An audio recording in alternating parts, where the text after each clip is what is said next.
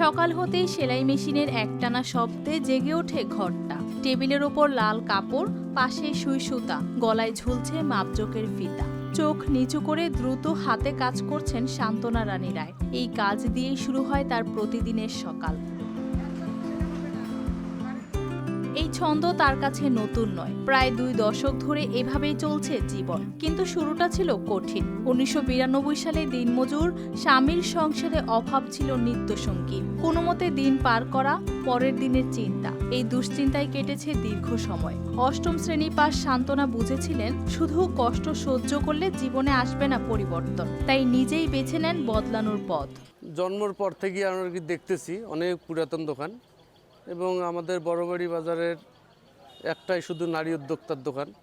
এরকম দোকান যদি প্রতিটা বাজারে একটা করে থাকতো তাহলে আমাদের নারীদের জন্য খুব সুবিধা হতো।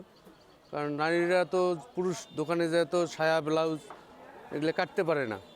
RDRS থেকে নেন সেলাইয়ের প্রশিক্ষণ। প্রথমে নিজের জন্য, পরে ভাবনা আসে অন্য নারীদের শেখানোর। কাজ করতে করতেই বাড়ে আত্মবিশ্বাস, মনে বিশ্বাস জন্মায় সুই সুতাই হতে পারে ঘুরে দাঁড়ানোর ভরসা। 2000 সালে মাত্র 30,000 টাকা ঋণ নিয়ে শুরু করেন ছোট টেইলারিং কাজ। সেখান থেকেই ধীরে ধীরে গড়ে ওঠে SB টেইলার্স। 28/7/2000-এ তখন থেকে আমি দোকান করি। তারপর যখন 2 মাস 3 মাস চলে যায়, তারপরে 2টা মেয়ে আসলো। মেয়েকে আমি যখন শিখাই তখন মনে করেন আরও 2 জন আসলো। এইভাবে আমি পর মানে লোক আসতে থাকলো।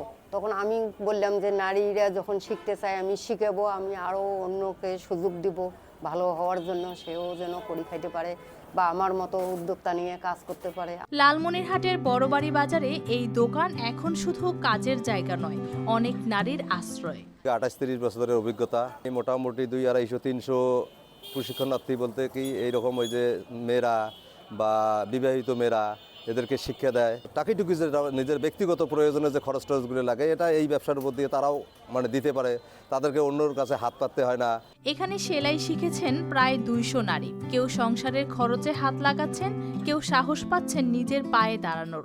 অনেক কিছুই শিখছি এখান থেকে, মনে করেন যে আমার সংসারের আয় উন্নতিও করছি। সুই সুতার ফোরেই বদলে গেছে শান্তনার সংসার। বছরে আয় প্রায় 2.5 লাখ টাকা। গবাদি পশু আছে। শান্তনা রানী দেখিয়েছেন ইচ্ছা আর নিষ্ঠা থাকলে দারিদ্র কখনো শেষ কথা হতে পারে না। বৌদির এখানে আমি আসি কাজ শিখতে। আগে মানে আমি দিন গেলে সকালে করি চাষারি কাম করতাম মানুষের, সন্ধ্যা হয়তো আমাকে বাড়িতে পাঠাই দিত। তা আমি নিজে নিজে রাইতে আমি চিন্তা করলাম বলে এখানে সারা জীবন আমি মানুষের কাজ করি 250 টাকা সন্ধ্যা ভর্তুক। তা আমার একটা মহিলা মার্কেটে যায় টিডিএসের দোকানে আমি যদি কাজ করি তা আমার 250 টাকা আমার আসবে। তার পথ চলা আজ অনেক নারীর সামনে এগোনোর সাহস হয়ে আছে। News desk, RTV।